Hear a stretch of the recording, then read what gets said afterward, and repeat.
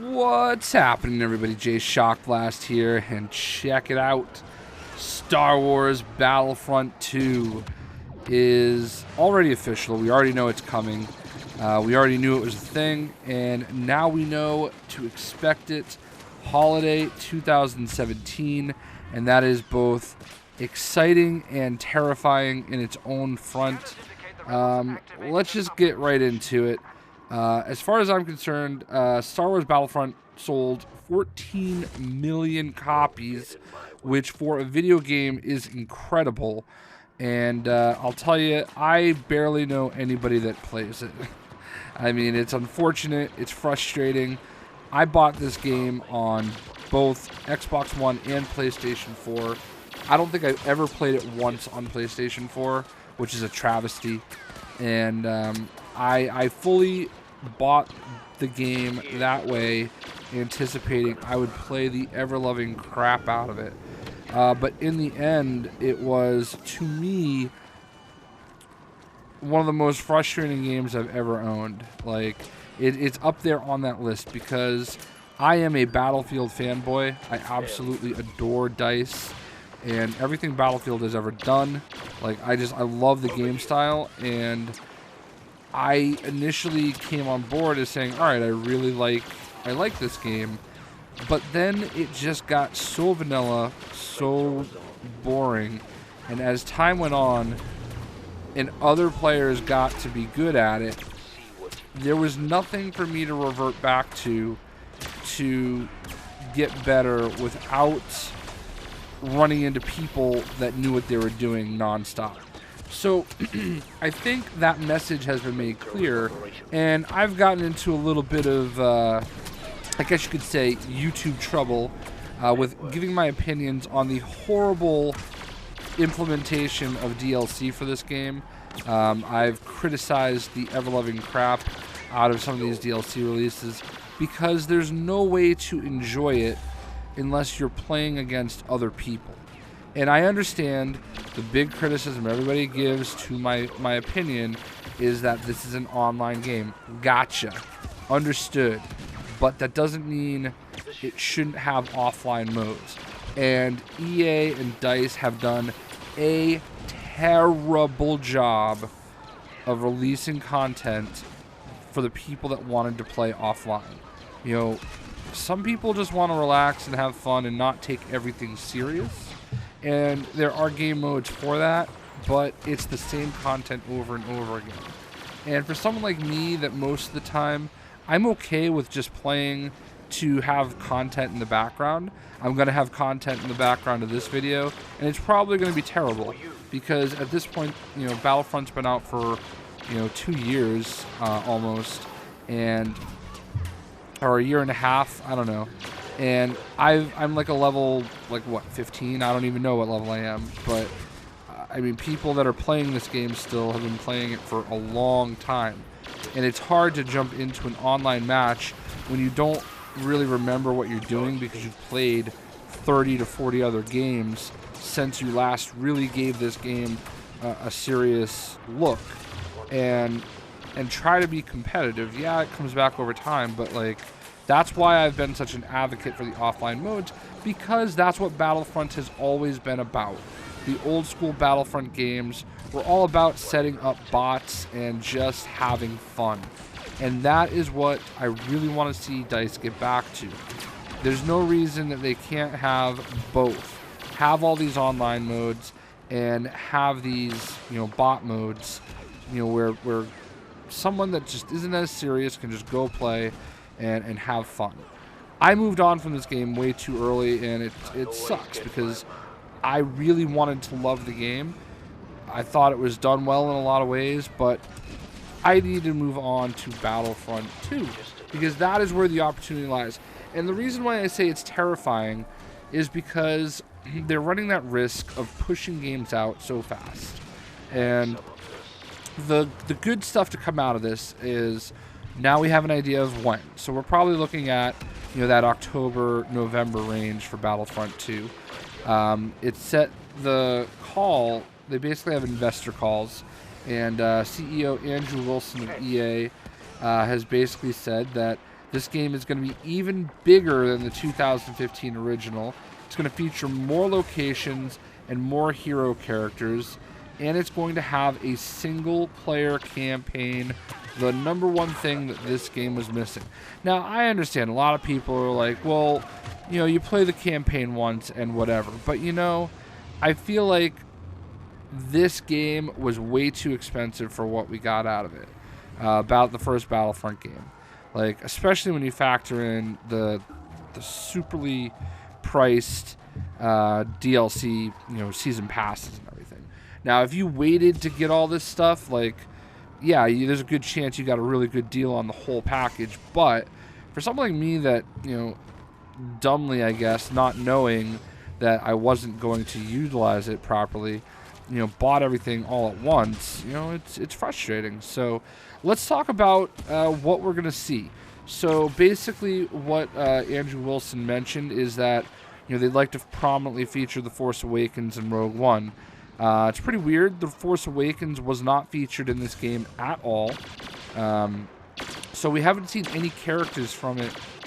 Well, I mean, I guess there was the Battle of Jakku, but we haven't really seen, you know, Rey and Finn and Kylo or any of those characters, those newer characters come in. There was that one map, Battle of Jakku, which is very, very loosely, you know, based on the actual Episode 7.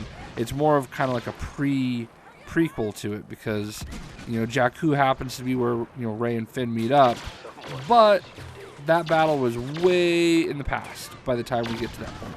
So we're going to see more focused on, you know, Rey and Finn and Kylo. And I think the thing that's really encouraging about, you know, this game is that it's going to feature more stuff about The Force Awakens and Rogue One.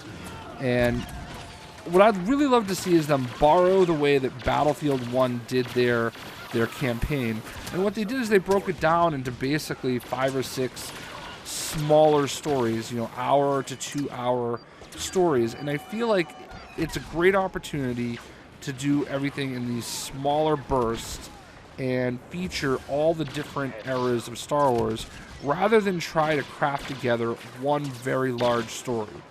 I really loved the way that DICE did Battlefield 1's campaign. It was phenomenal, and it really gives you an opportunity, if you do that, to, you know, have some OG original trilogy stuff, to have some Clone Wars era stuff, to have stuff for, you know, Episode 7 and Rogue One, and even throw in a little bit of Rebels if you really want to. You think of the obvious characters that we're going to see, hopefully, since we're having way more characters, you know, Luke, Leia, Han, Chewie, Vader, Boba, Palpatine. These are all characters that we saw in Star Wars Battlefront, and I have no reason to believe we're not going to see these characters again in Star Wars Battlefront 2.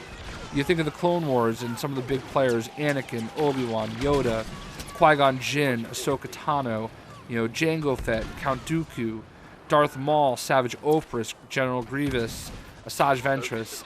Like, all these characters are really kind of obvious types of characters that I think we could fit in that, you know, kind of story. Obviously, with Episode 7 and 8 coming out, you have Rey, Finn, and Kylo Ren. You know, I suppose you could theoretically include, the pilot, Poe Dameron. You know, I suppose you could include him.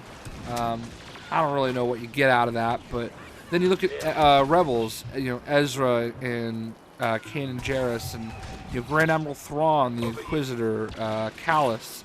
There are a lot of characters that you can include, and I think what I really want to see out of this is when you do go into the multiplayer modes, there needs to be way more content.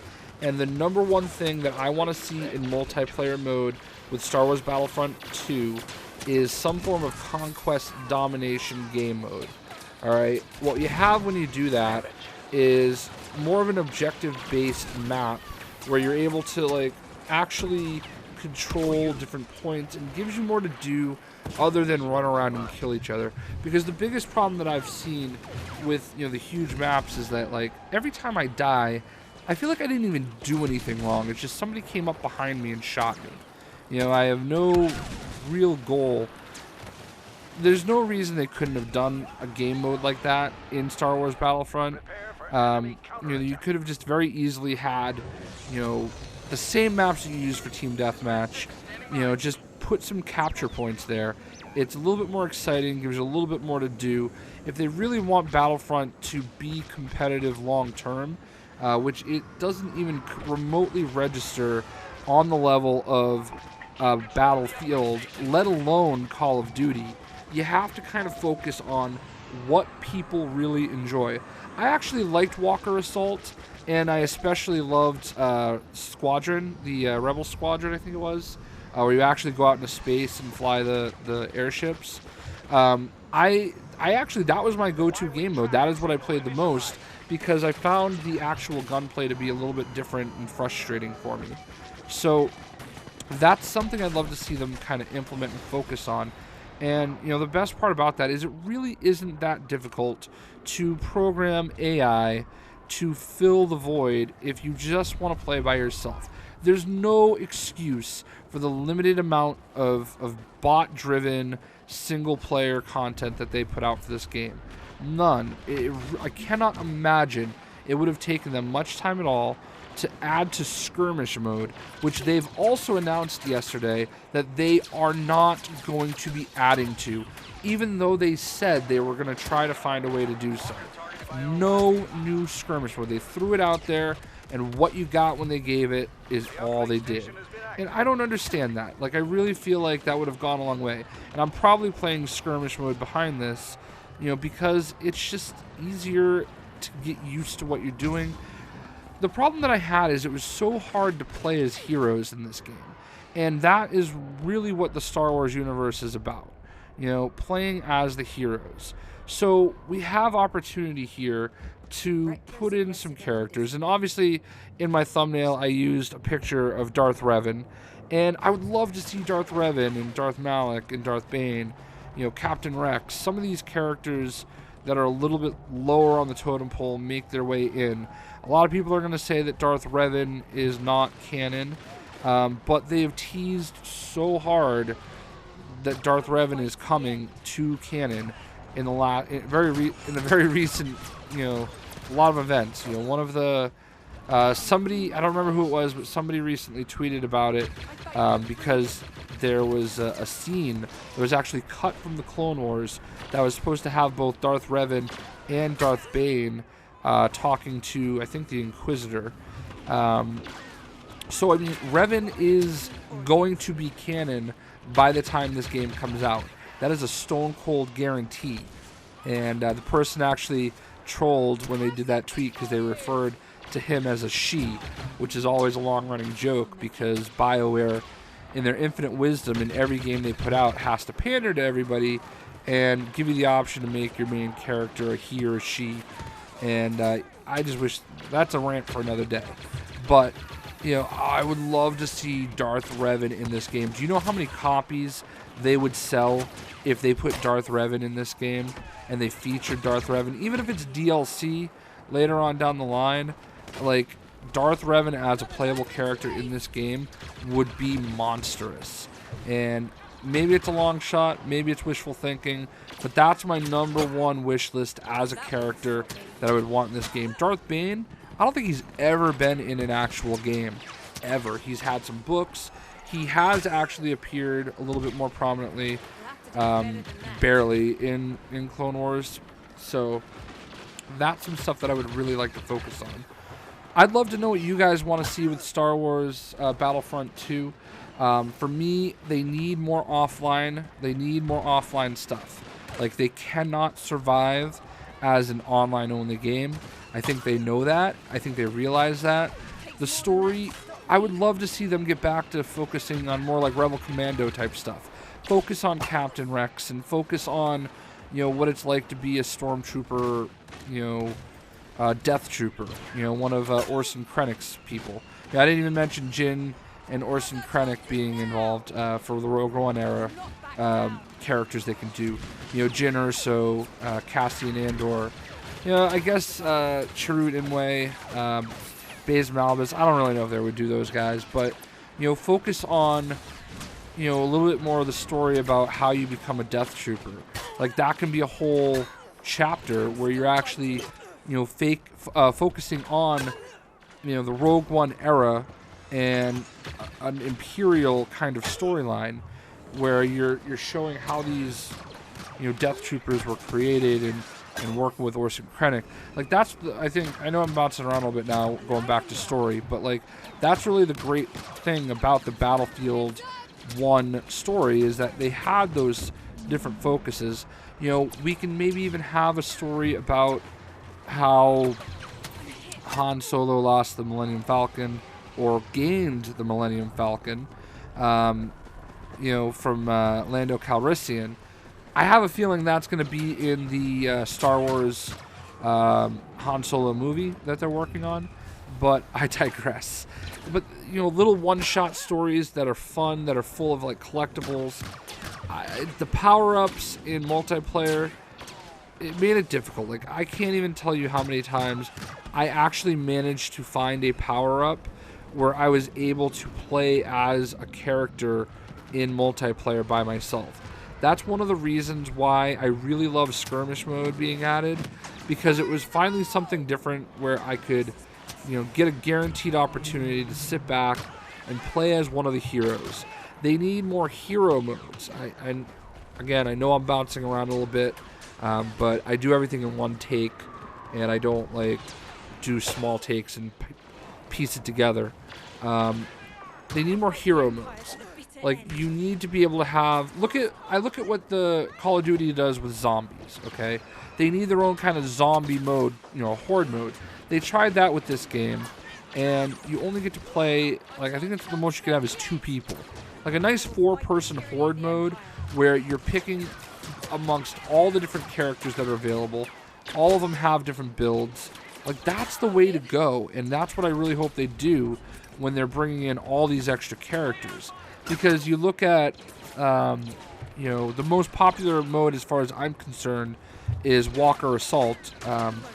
You look at the Walker Assault game mode, and it's basically one hero out at a time. And, I mean, it's fun, but it's not fun at the same time because you have people camping around trying to get those power-up icons. You have to, like, know where they all spawn.